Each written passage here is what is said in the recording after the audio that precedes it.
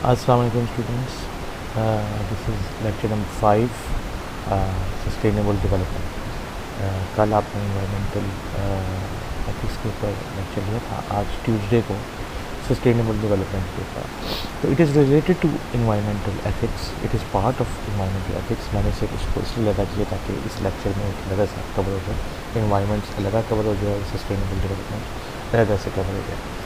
और इसके बाद कल हम रिलीजियस पर्सपेक्टिव पढ़ेंगे, वो भी इसी का ही पार्ट है, लेकिन इनको मैंने 3 लेक्चर्स में डिवाइड किया इस बड़े टॉपिक को। अच्छा जी, तो historically engineers were not as responsible concerning the environment as they should have been. They simply reflected attitudes predominant in society, जो कि पहले से मौजूद था कि क्या ज़रूरत है इन्वायरमेंट या इन्वायरमेंट की हालत की। तो फिर वो जो सस्टेनेबिलिटी का इशू है वो कभी भी उनके जहन में आया ही नहीं। So individual engineers differ considerably in their views, including their broader holistic views about the environment. For example, politics effect. All engineers should reflect seriously on environmental values and how they can best integrate them into understanding and solving problems. तो इसको आपने लोगों ने कोशिश करनी है, मैं था इसको फुल स्क्रीन मोड में कर लेता हूँ, सो it's easy.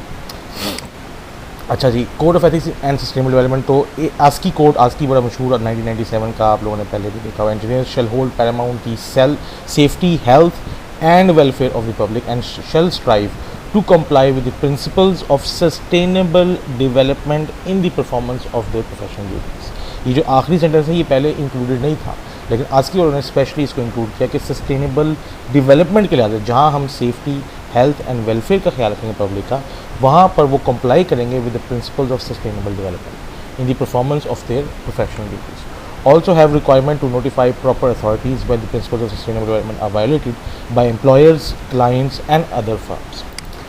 To accept responsibility in making engineering decisions consistent with the safety, health and welfare of the public, and to disclose promptly factors that might endanger the public or the environment. IEEE code of ethics ने भी specially ये line बाद में add की, अभी भी week है, अभी भी इसके अंदर इन्वायरमेंट या सस्टेनेबल डेवलपमेंट के लिहाज से बहुत ज़्यादा फैक्टर नहीं है, इसको मज़ीद बेहतर बनाने की ज़रूरत है, and IEEE is working on it. It is a weak statement but still the word environment is there. So इसके अंदर पैरामाउंट का जिक्र नहीं है, no integration of the concept of sustainable development, but still IEEE code of ethics के अंदर भी environment का जिक्र है। United Nations World Commission on Environment and Development, our common future, says that sustainable development क्या है? Sustainable development is basically means development that meets the needs of present without compromising the ability of future generations to meet their own needs. ठीक है जी, तो ये हमने ना सिर्फ आज का ख्याल रखना है बल्कि अपनी फ्यूचर जनरेशन्स के बारे में भी सोचना है कि ठीक है, हमें आज ज़रूरत है, हमें आज ऑयल की ज़रूरत है, हमें आज अपनी इंडस्ट्री चलाने के लिए, अपनी कार चलाने के लिए, अपनी तमाम टेक्नोलॉजी को मूव करने के लिए इन चीज़ों की ज़रूरत है, लेकिन क्या ये सस्टेनेबल भी है इन द लॉन्ग रन? क्या ये फ्यूचर जनरेशन्स के लिए काम आ सकते हैं? तो अक्सर रिसर्चर्स कहते हैं नहीं, ये जो आज हम जो हाइड्रोकार्बन्स हवा में रिलीज़ कर रहे हैं, they are not sustainable. After some years we will destroy our self, we will destroy our planet. We need sustainable technology, we need sustainable energy, और इसीलिए लोग फिर जो ग्रीन एनर्जी है उसके ऊपर काम करें, which is going to be a sustainable energy for the future generations. तो मैं दोबारा ये डेफिनेशन पढ़ता हूँ, development that meets the needs of the present without compromising the ability of future generations to meet their own needs. ठीक है जी, this is what is basically sustainable development. Other views on sustainability, और भी लोगों ने कहा कि but should needs to be central focus on sustainability, like Solow define sustainability as the requirement that the next generation must be left with whatever it takes to achieve a standard of living at least as good as our own and to look after their next generation similarly. तो Solow जो है एक ecologist है, बहुत माहिर environmentalist है, उसने इसको सस्टेनेबल डेवलपमेंट, सस्टेनेबिलिटी को इस तरह से डिफाइन किया है कि आज जो हमें कुछ मिल रहा है, जिस तरह हमें क्लाइमेट मिल रहा है, जिस तरह हमें वेदर मिल रहा है, जिस तरह के हमें टेक्नोलॉजी और जो हमें अपने प्लैनेट अर्थ से जो हमें रिचेज़ मिल रहे हैं, तो हम अपने फ्यूचर जनरेशन के लिए बिल्कुल वैसे ही छोड़ें कि उनको भी एग्जैक्टली कम अज़ कम मिनिमम इतना तो मिले, और वो फिर अपने फ्यूचर जनरेशन के लिए मिनिमम इतना तो काम करें कि उनको कम अज़ कम इतना मिले। तो इस तरह हम सस्टेनेबल डेवलपमेंट या सस्टेनेबिलिटी को हम डिफ़ाइन कर सकते हैं और अचीव कर सकते हैं सस्टेनेबिलिटी। लेकिन अगर आज हमें लेट्स से कि जो हमें क्लाइमेट और वेदर और जो हमें कंडीशंस मिल रहे हैं वो लेट्स से कि उनका रेट जो है या उनकी वैल्यू 100 है और हम उसको डिस्ट्रॉय करके हम 90 पे ले आते हैं, हम अपनी अगली फ्यूचर जनरेशन को 90 का लेवल एक करके देते हैं, वो उसको मज़ीद डिस्ट्रॉय करके 70 या 60 पे ले आती है, तो आफ्टर 3-4 जनरेशन कहाँ जाएगा ये? The whole planet will basically destroy itself. अच्छा जी, एक और बड़ा मशहूर इन्वायरमेंटलिस्ट है Amartya Sen, the idea of justice says we need to sustain and when possible expand freedoms, including the freedoms to meet our needs and to live our life according to the certain standards and capabilities and what humans value and have reason to think are important without compromising these for future generations. ठीक है जी, तो this is what sustainability is all about, that what are we doing today for the future generations. अच्छा जी, आज की जो शुरू में पहले भी इसका जिक्र किया, sustainable development is a process of change in which the direction of investment, the orientation of technology, the allocation of resources and the development and functioning of institutions is directed to meet present needs and aspirations without endangering the capacity of natural systems to absorb the effects of human activities and without compromising the ability of future generations to meet their own needs and aspirations. आजकल ये इंतहाई important topic है sustainability. तमाम universities, बड़ी बड़ी universities अपने engineers को ख़ास तौर पर, क्योंकि engineers are basically designers, they are building the nations, they are building the new technologies, उनको कह रहे हैं कि सबसे इंपॉर्टेंट जो सब्जेक्ट है वो सस्टेनेबिलिटी पढ़ाने का, कि they must know what is sustainable development, whatever they want to do, whatever technology they want to make, whatever resources they want to use, they must do it so that without compromising the ability for future generations. And this is very important. आप लोगों को भी सीखने की ज़रूरत है कि आप आज तो अभी पढ़ रहे हो, स्टूडेंट्स हो, लेकिन बाद में जब आप इंडस्ट्री में जाते हो, कंपनी में जाके आप काम करते हो, whatever you're designing, whatever your company is making, you must take this into account कि क्या आप वो जो कुछ चीज़ बना रहे हो, क्या वो सस्टेनेबल फॉर फ्यूचर जनरेशन है या नहीं है. This is very very important. अच्छा जी, प्रिवेंटिंग नेचुरल डिजास्टर्स, ठीक है जी. Communities at local and state levels have special responsibilities to conserve natural resources and beauty for future generations. ठीक है, अक्सर आपने सुना होगा, अपने कभी अपनी अगर दादा, आपके दादा या दादी हयात हैं, या चले अपने भी सुना होगा कि यार हम पहले मरी जाते थे, कितना खूबसूरत था, मरी में बड़ा मज़ा था, बहुत ही खूबसूरत जगह थी, और अब जाते हैं मरी तो वहाँ पर तो सांस लेने की सांस नहीं है, इतनी पोल्यूशन हो गई. कहते हैं कि नहीं कहते हैं? तो ये हमने खुद तबाह किया. ठीक है, आप अपनी एक जनरेशन पहले पीछे से ज़्यादा पूछें तो आप बताएंगे यार हम पहले इधर जाते थे, यहाँ तो बड़ा ज़बरदस्त बड़ी खूबसूरत जगह थी, अब देखो सारा क्या हो गया, पोल्यूशन से भर गई, तबाह हो गया. खुद लाहौर के बारे में ही कहते हैं कि लाहौर में इतनी खूबसूरत, इस सिटी ऑफ गार्डन्स कहते हैं लाहौर को, कहते थे, अब तो पोल्यूशन, सिटी ऑफ पोल्यूशन कहते हैं, सिटी ऑफ स्मॉग कहते हैं, ख़ास तौर पर दिसंबर जनवरी में. तो this is what we have made it. But you engineers, you have to design technologies, you have to look for alternative, you have to look for green solutions जिनसे हम अपनी future generations को के लिए sustainable अपना जो planet है वो बना सकें.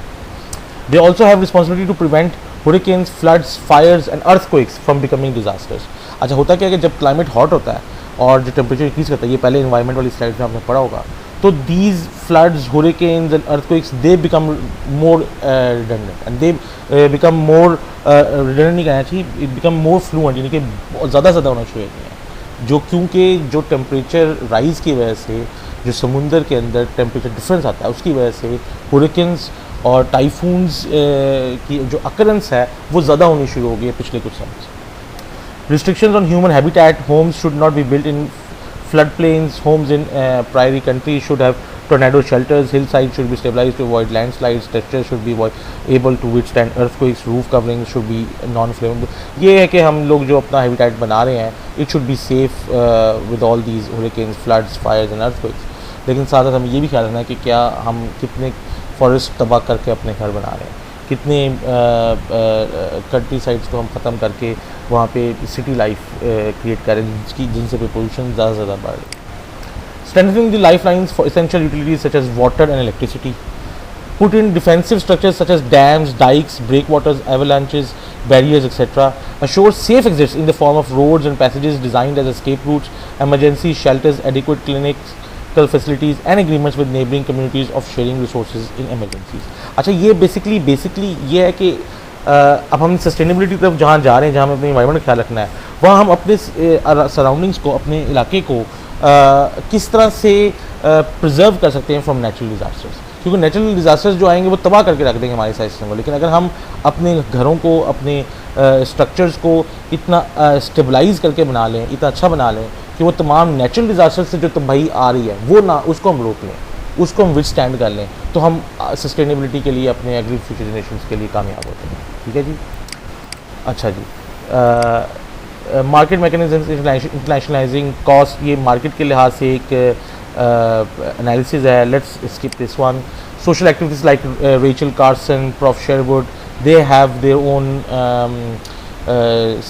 say on the sustainability and environment and ozone layer, ये different है। Let's come to the main topic of today's lecture, which is ethical frameworks. Now there are 4 or 5 ethical frameworks which you must understand. आपकी जो आज का जो worksheet है, जो आपने काम करना है, जो इम्पोर्टेंट आपने समझना है, वो भी यही है कि what are different ethical frameworks. सबसे पहला जो ethical framework है वो है human centered ethics.